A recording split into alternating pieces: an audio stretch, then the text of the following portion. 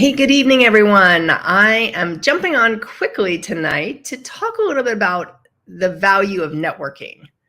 And I find that I've done it for now 10 years and I was kind of thrown into it. So when I started this business back 10 plus years ago, I started with a business partner and I was the introvert, she was the extrovert. And she's like, "Yeah, you go network." And I was like, "What? Me go network?" Like I had never networked in my life. She'd owned a business before. And it was probably the best thing she could have told me to do because it forced me into building relationships, getting comfortable talking to people about our business, all those things that we usually have that a lot of times if you haven't networked before, you have that, I don't know if it's a negative connotation or you're just intimidated by it or whatever it is. But in reality, networking is simply building relationships. That's what it is. It's not, hey, I'm going to walk into this event and I'm going to get business right now. You might, but it's not a given. And unfortunately, I still see today, I mean, it's just funny. I've been to so many events over the years and I still see, and just say it's a one-off event, like it's a luncheon or it's a, whatever it is, it's not like a structured thing that's every month or every week or whatever. I still see people walk in and they hand out their card and expect business from it.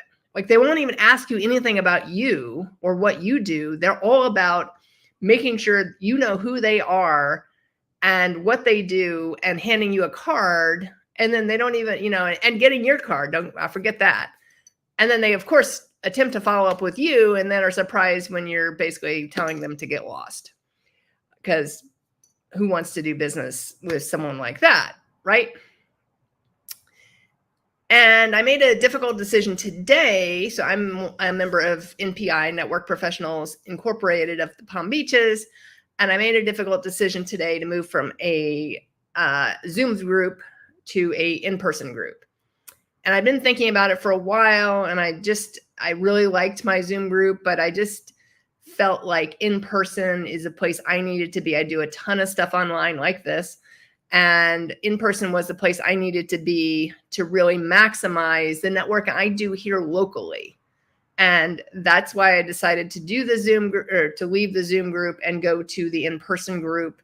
And I will tell you, I walked into the group today, like huge confirmation that I made the absolute right choice to do it. I, wish my old group well. I hope they still do great.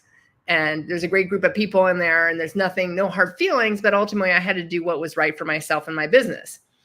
But I want to talk about 5 tips tonight on networking.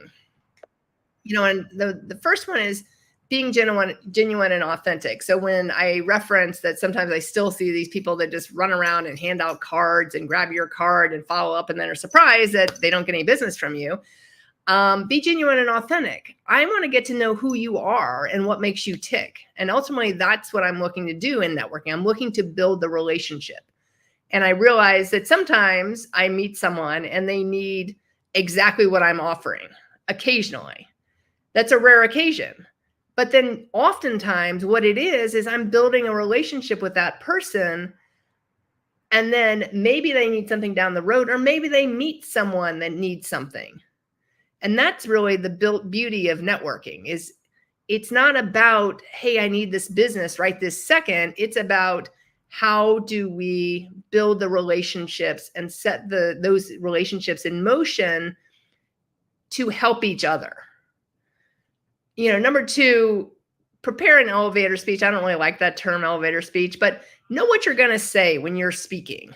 Don't like hem and haw and like, yeah, I help, I'm a banker, or I'm a marketer, or I'm a, just some random statement. Have a kind of a rehearsed set speech, even if it's 20, 30 seconds of what you do. And then you can go from there. You can certainly expand. You can certainly, improve upon that and all that. Ask some questions of the person you're speaking to, but know what you want to talk about. Don't just give the pat and, I work for Synovus Bank, or I work for I Think Financial. No, what do you do to help your customers? listen more than you talk. And this is probably the biggest one and sometimes the hardest one, because what do we want to do when we walk into networking things, or when we're, when we're looking to build relationships? We want to talk. We all want to talk about ourselves most of the time, and I'm not a huge person to talk about myself, but we want to talk. We want to share what we know, what we do, all those things. But a lot of times you can learn a lot more from listening to someone instead of talking and asking questions. So I'm not saying don't talk at all, but ask questions about what they're doing. Ask questions to learn more about them and their business. That's more powerful, because then they're answering those questions. And a lot of times you may open doors that they didn't even know they needed. And you may open those doors, especially if they don't understand what you do. I mean, a lot of times, people are basic and they understand what, a banker does, for example. But if it's, say, a credit union that does a little bit differently, as a credit union person, like I could say, if I worked for a credit union, I don't, but my accounts are with a credit union. I could say, how many fees do you pay at, whatever bank you bank at? Do you pay any fees? Just open-ended questions. Do you pay any fees on your accounts? Well, there's no fees at a credit union, right? So do you get additional benefits? So a lot of times at credit unions, I get potential benefits with like life insurance. I still have to pay for it, but I get benefits that come with my credit union account. Things like that. So I can just ask some questions and potentially open the door to a greater conversation and maybe a follow-up conversation. So listen more than you talk. That's like a key thing. Follow up. This is probably where a lot of people drop the ball, and I've certainly dropped the ball before. But follow up is probably once you go to an event, or you go to, say you go weekly to something. Like, so I mentioned I'm in NPI and I go once a week to the group. Well, part of what I'm supposed to do, it's a structured networking group, is I'm supposed to have so many one-on-ones per year. So in my group, I have the opportunity to meet with any of those people, or I have the opportunity to meet with people in other groups, right? But that's part of the follow-up, because I don't want to just show up to a group once a week. So that's great. And that's, great because people see me once a week and I have the opportunity to engage with them once a week.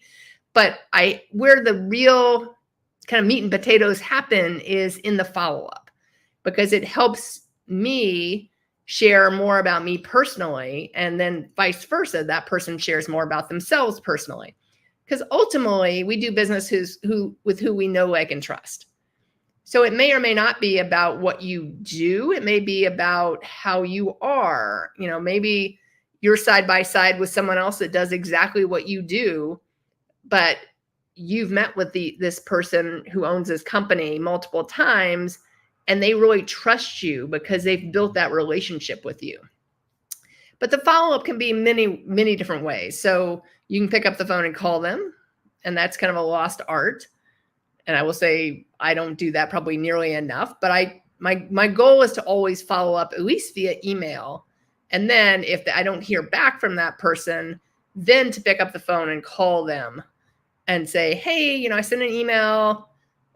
I'd love to get together for a coffee, or it could just be an open-ended follow-up. It could be, hey, we met the other night at this event. I loved our conversation, and reference something about the conversation. And you don't have to follow up with everyone you meet. Don't get me wrong, because sometimes you meet somebody and you're like, maybe not. But if it's someone that maybe he's not a potential client right now, maybe he's never going to be a potential client, but maybe it's someone you could build that relationship with who could refer you business, why not follow up? And then how can you help them? Because that's ultimately, you're trying to help the other person too, because we're all in this together. We are all trying to build each other's businesses. It's not all about me, me, me, me, me. I need business and that's it. No, we are trying to help each other build our businesses. So we're in this together. So how can you help the other person as well? Because a lot of times I'll connect someone. I mean, is there someone, I'm in a couple of different chambers, and I'm more entrenched in the Delray chamber. So a lot of times in the Delray chamber, I'll be like, is there someone you want to meet? Is there a certain industry you want to meet? I may or may not know the person, but if I do, what a great way for me to connect them. I can connect them. And then finally, leverage social media. And social media is a great tool to follow up with too, because, in marketing, you always want so many touches. If someone's going to buy from you in whatever way that is, a lot of times I've heard 7 touches. I've heard, 5 touches. I've heard, it just depends on which article you read, to be honest. But social media allows us to stay in front of people. So like connect with the person on LinkedIn. If you're on Facebook, connect with them on Facebook. There's different ways to connect with them and stay in touch with them. So you're not just, maybe you still get together for a coffee. Great. But obviously you're not going to always pick up the phone every week and say, hey, how you doing? No, but you could connect with them, like comment on their post on Facebook.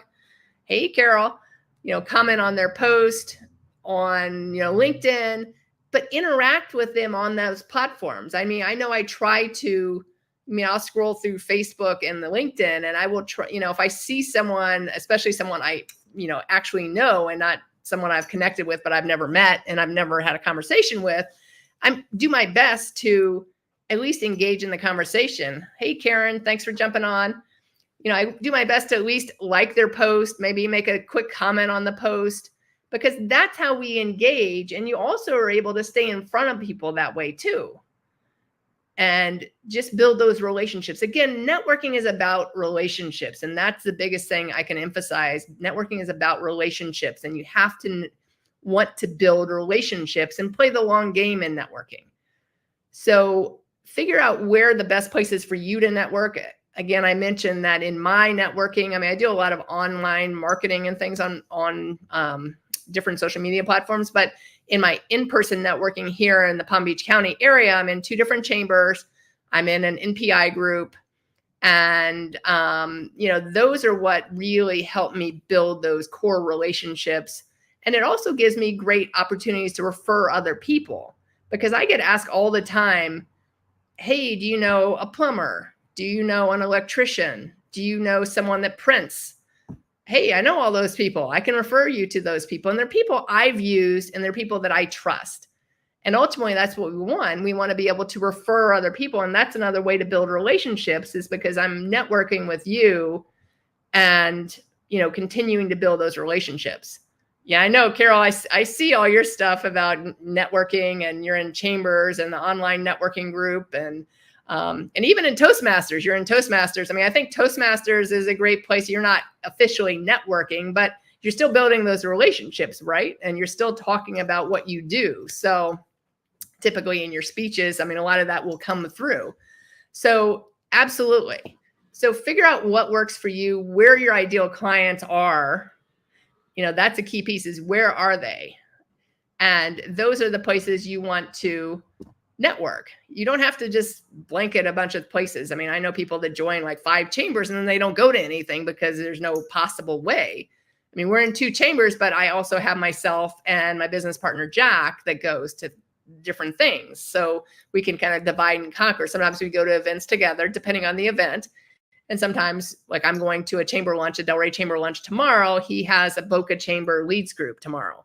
So we have 2 different things, but we're able to interact in those chambers at the same time. So I think that's the value of networking. Again, the 5 points I talked about, be genuine and authentic, prepare an elevator speech. And it doesn't have to be the same thing. I'm not a big fan of like elevator pitches. Some people do like excel at it. I don't find like I'm the be all end all in that, but prepare like a simple 20, 30 second thing, and not just like, I'm a banker, or I'm a marketer, or I'm a coach.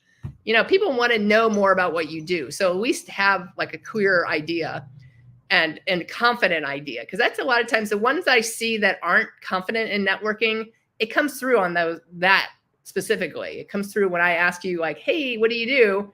That's where it comes through, because you don't sound confident in what you do.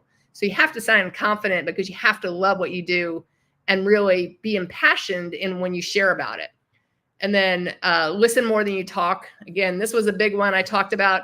Definitely, you have to listen more than you talk. Ask questions, because that's a great way to get the other person to talk.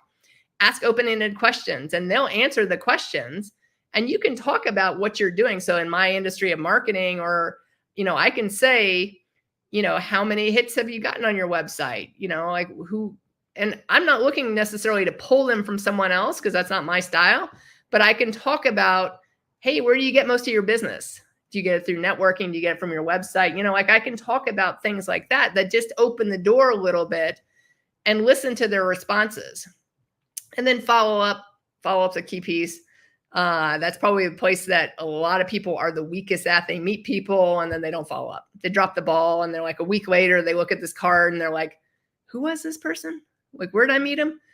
And then finally, leverage social media. So stay in front of people, because obviously you're going to follow up. Hopefully you get together with them, even if you do a quick Zoom meeting, phone call, coffee, drink, whatever you want to do, lunch, whatever you want to do. But the social media then allows you to stay in front of them. So whether you're on Facebook and you're friending them, whether you're on, LinkedIn, whatever platform you use, that's up to you. So I hope this was helpful for some people, because networking is a big piece of our business. And I've done it for 10 plus years. And I know I've seen the do's and don'ts, and I've probably experienced from my own end the do's and don'ts and improved over time. So have a great night. And thanks for the comments, Carol, Karen. I appreciate you guys jumping on. And anyone else that's listening to the replay, please feel free to comment. I'd love to hear what you say. And if there's anything you want me to talk about in my live streams, my goal is to live stream 4 times a week. So I'd love some feedback, because I'm open to doing some other ones. Thanks. Bye for now.